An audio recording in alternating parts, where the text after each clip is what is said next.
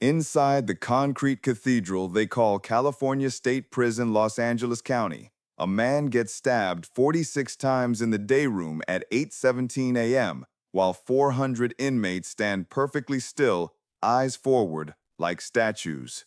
No one screams, no one runs, no one even looks, because every soul in that yard knows the order came from a single handwritten note, a kite no bigger than a cigarette pack, signed with one word, Carnal. This is not the cartel. This is not MS-13. This is La M, the Mexican Mafia. And in 2025, they don't just survive California's prisons.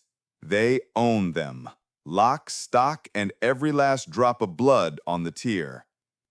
If the thought of a secret society running a $2 billion criminal empire from inside supermax cells makes your skin crawl, don't touch that skip button.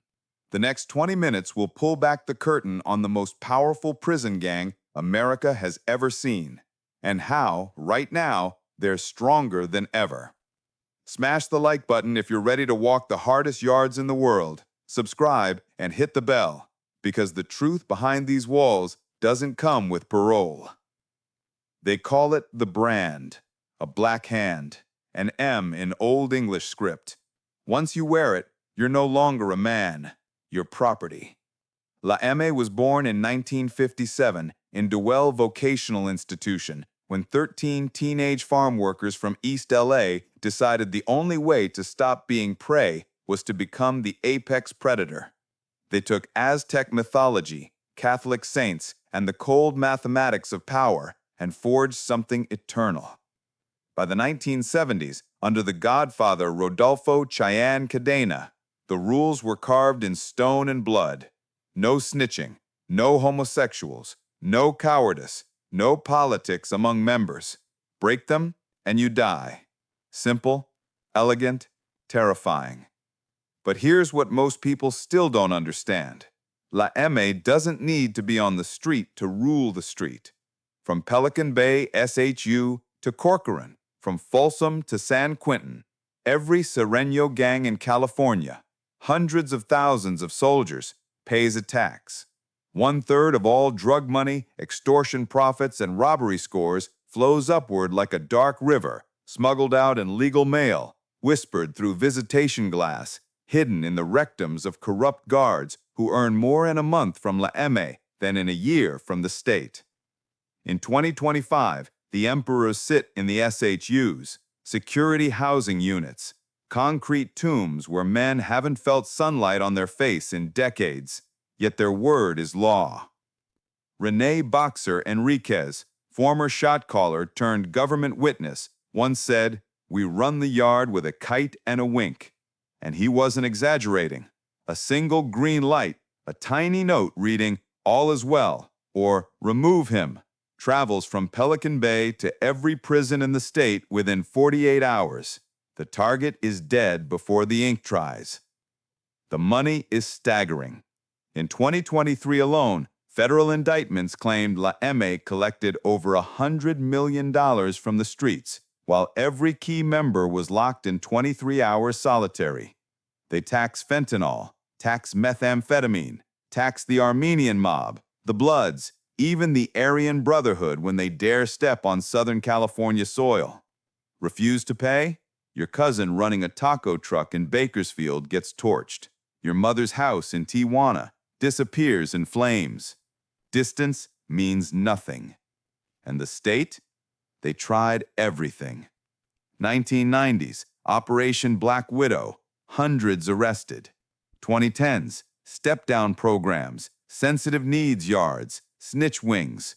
2020s, they moved the shot callers to out-of-state prisons, even to Florence ADX with El Chapo. Didn't matter. The brand adapts. New generals rise. The river of money keeps flowing. 2025 brought the bloodiest year in a decade. After Prop 57 and early releases flooded the streets with thousands of ex-cons who thought the tax was optional, the green lights came fast.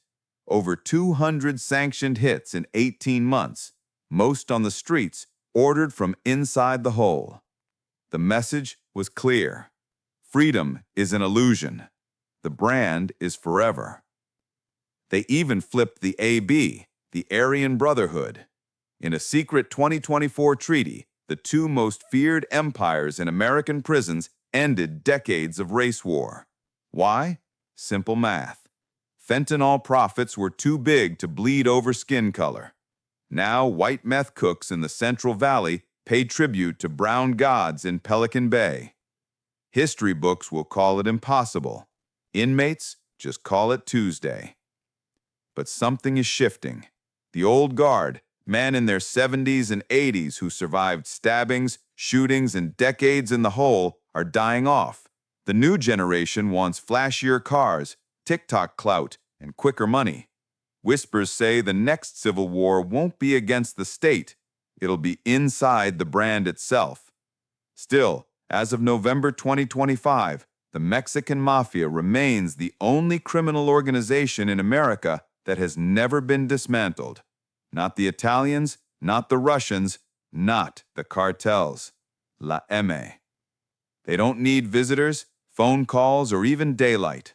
All they need is fear, loyalty, and the unbreakable belief that once you take the brand, there is no retirement, only the grave or the throne.